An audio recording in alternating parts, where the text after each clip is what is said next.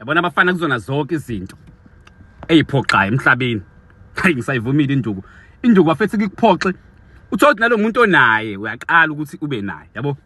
Ade ndonixoxa ngefoni ngithengisana izinto ezithize afike endlini wenze kabili kathathu ithi induku hayi sengi right mina.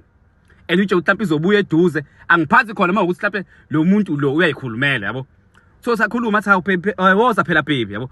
Lapho uvela ushaya uvalo ukuthi angazi makwashaya uvalo ila evele kucaca ukuthi yonke into ayisenzeki.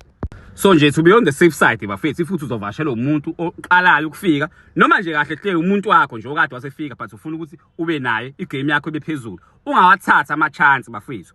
Nazi imbiza ekababudube ziyasiza if ukuthi uzoba nomuntu esifazane induku yakho isitshela ngawe yabo. Stamina sakho asikho right uyashesha ukujika endleleni makuhanjwa kanjalo nomsishi uyakwazi ukuthi akline abheke nje izifo ezikhona kuwena ngaphakathi. Uyatholakala ke noma uthi kule weekend ngomhla ka1 November nangomhla ka2 November MTN rank lapha ya eGoli opposite uShell garage ngomgqibelo kusukela lapha yana ngo10 ekseni kuya ku3 ntambama uzobe khona. Ngesonto kusukela ngo10 kuya ku2 ntambama uzobe khona. So ngam WhatsApp ake noma umfonele kwinamba yakhe bafethu ethi 065 629 5372. Ngiyabonga kakhulu.